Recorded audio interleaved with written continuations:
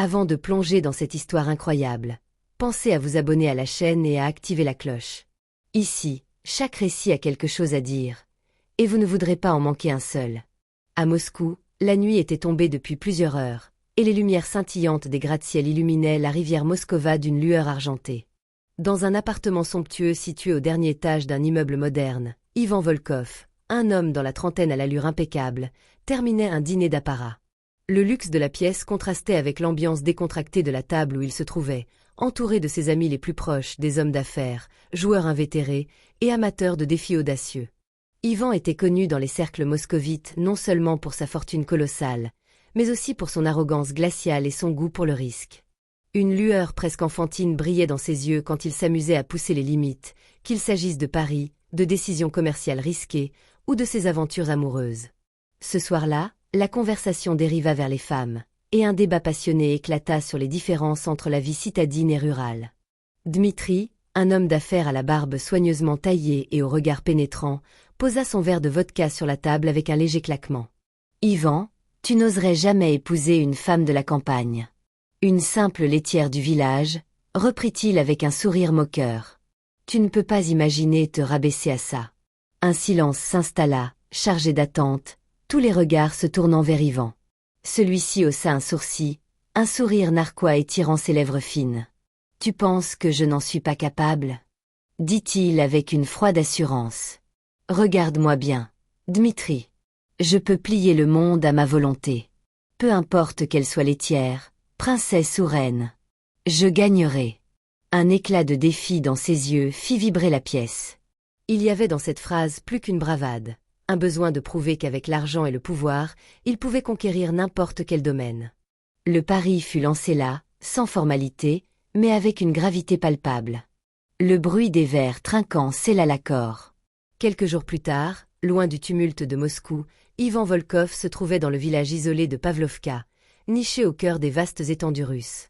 Le contraste avec la capitale était saisissant. Ici, les champs s'étendaient à perte de vue, les maisons en bois étaient simples et les habitants semblaient attachés à une vie rythmée par les saisons. Anna Petrova, la laitière du village, était une jeune femme de 28 ans, au port fier et à la silhouette robuste, façonnée par les années de travail en plein air. Ses yeux clairs, empreints d'une détermination tranquille, rencontraient ceux d'Ivan sans la moindre trace d'intimidation. Sa beauté n'avait rien d'extravagant, mais elle dégageait une sincérité et une force intérieure qui captivaient. Pendant plusieurs heures, ils discutèrent dans la cuisine modeste de la maison d'Anna. Ivan lui expliqua le pari, l'amusement cruel de ses amis, et l'absurdité de la situation. Anna l'écouta sans interruption, pesant chaque mot. Après un long silence, elle répondit calmement. « Je ne suis pas une femme à prendre à la légère. Si tu veux m'épouser, ce ne sera pas pour faire rire les autres. Moi aussi, j'ai mes raisons. » Ces raisons, Ivan ne les comprit pas encore, mais un accord fut conclu.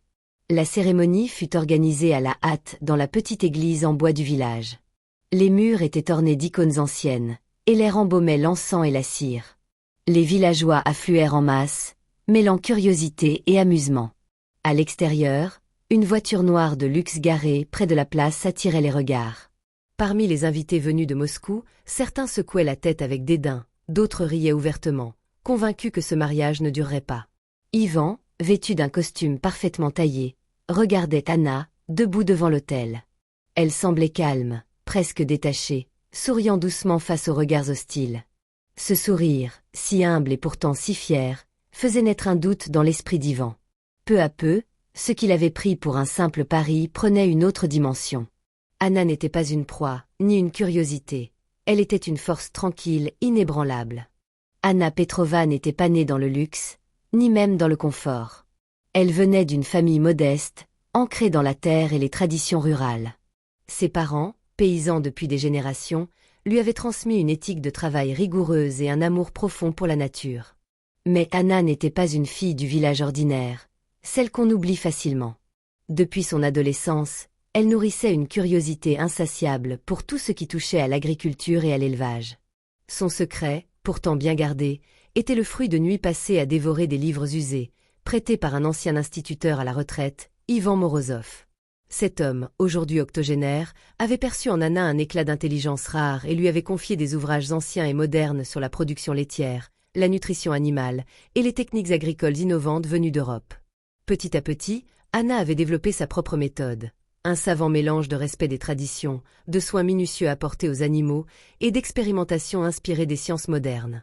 Elle avait ajusté les horaires de traite, amélioré l'alimentation des vaches avec des plantes locales aux propriétés stimulantes, et mis en place un système rigoureux de contrôle de la qualité du lait. Le résultat était frappant. Son lait avait une pureté et une richesse en nutriments rares qui le rendaient incomparable. Les villageois eux-mêmes commençaient à remarquer la différence, et bientôt, les commandes vinrent de villages voisins, puis de petites villes alentours. Son petit commerce, tenu d'une main ferme, commençait à prendre une ampleur inattendue. Lorsqu'Ivan Volkov entra dans sa vie, Anna comprit qu'elle tenait là une opportunité unique. Ce mariage, qu'elle avait accepté d'abord par défi, prenait désormais une autre couleur. Elle voyait clair dans le jeu d'Ivan, dans l'arrogance de ses amis, dans le mépris sous-jacent que les riches avaient pour les simples gens comme elle. Mais elle ne voulait pas être leur victime.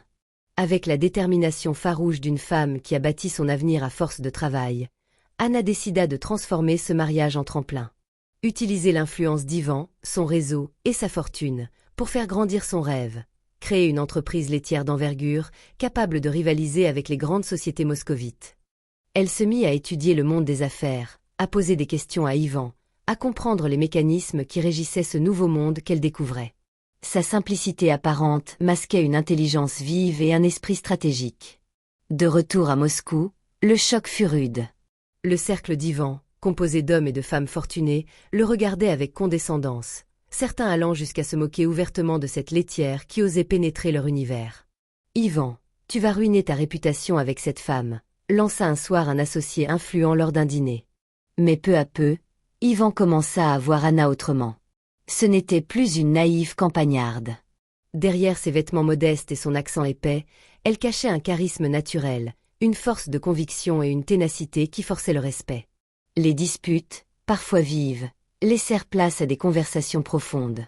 Ivan s'émerveillait devant la clarté d'esprit d'Anna, sa capacité à défendre ses idées, à anticiper les problèmes. Elle remettait en question ses certitudes, l'amenait à réfléchir différemment. Leur relation, initialement marquée par la méfiance et le dédain mutuel, s'adoucirent. Ivan apprit à regarder au-delà des apparences, à écouter cette femme qui avait refusé de se laisser écraser par les préjugés. Et Anna, à son tour, découvrit que le pouvoir ne devait pas être une prison, mais pouvait devenir un outil pour changer les choses. Ce fut le début d'une alliance improbable, d'un partenariat où l'intelligence et la volonté de deux mondes que tout semblait opposés allaient se mêler pour bâtir quelque chose de plus grand. Grâce à Anna, Ivan Volkov découvrit un monde qu'il avait jusqu'alors ignoré, celui de l'agriculture russe, empreint de tradition mais aussi de potentiel immense. Ce fut un véritable bouleversement pour lui. Ce n'était plus seulement un univers de chiffres, de transactions et de luxe éphémère. C'était une terre de vie, de travail acharné, où chaque goutte de lait racontait une histoire, un savoir-faire transmis de génération en génération.